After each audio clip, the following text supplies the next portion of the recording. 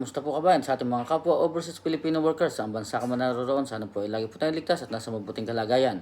Ikaw ba ay isang interested applicant po na nangangarap makapunta at makapagtrabaho dito sa New Zealand? So tama po ang video ito sapagkat dito po pag-uusapan po natin ngayon ang job hiring po o job opportunities po para po sa ating mga Filipino butcher po na nangangarap makapunta at makapagtrabaho dito sa New Zealand.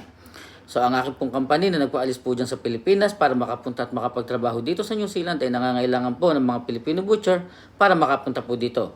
Kung ikaw po isa sa mga interested applicant at magiging qualified ka po at sa tingin mo kaya mo i-provide lahat po ng dokumento o mga requirements na kinakailangan po nila para makapunta dito sa New Zealand. So tamang-tama po, i-share ko po sa inyo kung paano po kayo mag-a-apply para po na sa ganun magkaroon kayo ng opportunity na makapunta at makapagtrabaho dito sa New Zealand. Ating pong qualification, siguraduhin lamang po na meron ka pong lisensya, Philippine license po, at least restriction 1 and 2. Bukod po dyan, dapat po sa ating pong edad, ang ating pong hinahanap sa ngayon ay 26 hanggang 40 years old po. Dapat po nasa pagitan po kayo ng mga edad na yan. Kung kayo po ay mas bata dyan, o kaya naman po ay mas matanda kayo sa 40 years old, medyo mahihirapan na po tayo. So, ang hinahanap po ay 26 hanggang 40 years old. Para naman po sa ating experience. So, ang trabaho pong ito, ang category na to, ay preferably po para po sa ating mga ex-abroad po employee. So, ibig sabihin, mas maganda kung ikaw po ay nakapagtrabaho sa abroad bilang isang butcher. Dapat po meron ka pong at least 3 taon po na experience abroad. So, dapat po dyan, meron po tayong mga supporting documents o mga requirements po na manggagaling sa company na ating pinagtrabahuhan na ikaw po talaga ay nagtrabaho ng 3 taon sa kanila bilang butcher po outside the Philippines po. Ikaw naman po isang local employee lamang, huwag po mawawala ng pag-asa dahil meron ka pa rin pong chance. Yun nga lang po, dapat po meron ka po at least 7 taon po na experience para po sa nasabing posisyon. At the same time po, medyo mas marami po ang hahanapin po sa inyo na requirements katulad po ng mga hulog po sa SSS, PhilHealth at Pag-ibig po. So dapat po meron din po kayo niyan. Kasamahan po ng mga requirements na magpapatunay na kayo po ay meron 7 taong experience po para sa nasabing posisyon as butcher po. Ngayon kung kayo naman po ay qualified na, ibig sabihin na i-provide nyo o kaya nyo i-provide yung pong experience na hinahanap, 3 years po para sa ex-abroad, 7 years para po sa local, nasa pag-itan din po kayo ng 26 hanggang 40 years old po na edad, at kayo po ay meron pong lisensya at least 1 and 2 restriction, so qualified po kayo para mag-apply po para sa nasabing posisyon. Paano naman po tayo mag-a-apply para sa nasabing posisyon?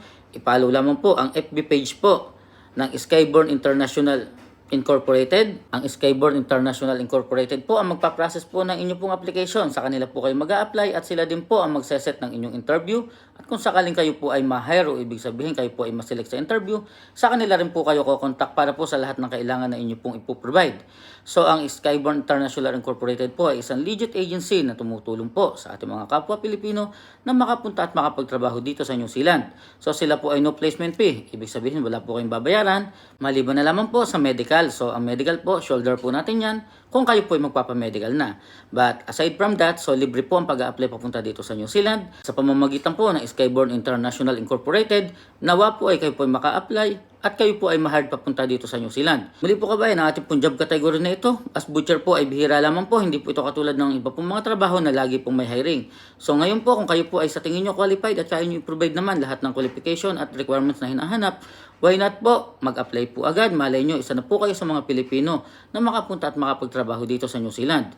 Para po sa mga dagdag nyong katanungan, ipalo lamang po ang FB page po ng Skyborn International Incorporated. Diyan po makikita nyo po lahat ng inyo pong hinahanap. Lahat po ng mga dapat nyo itanong, makikita nyo po dyan nakasagutan. Physical address, contact number, email address, qualification and requirements po na hinahanap nila, nandiyan po lahat yan. At the same time po, kung kayo po ay iba po ang job category, hindi po kayo butcher, pero kayo po ay nangangarap makapunta at makapagtrabaho dito sa New Zealand, pwede po kayo mag-follow dyan. At the same time po, ma-check nyo pa rin po kung kayo po ay magkakaroon ng job opportunities para sa inyo pong job category. Kabayan, pwede nyo rin pong i-message po sa ating pong comment section sa baba ang inyong pong mga katanungan. Sasagutin po natin yan sa abot ng ating makakaya. Muli po kabayan, maraming salamat po. Sana po maiksing video ito ay makatulong po sa inyo na sa ganun magkaroon kayo ng opportunity na makapunta at makapagtrabaho dito sa New Zealand. Muli po, maraming salamat po at mag-iingat po tayo palagi kabayan at God bless po.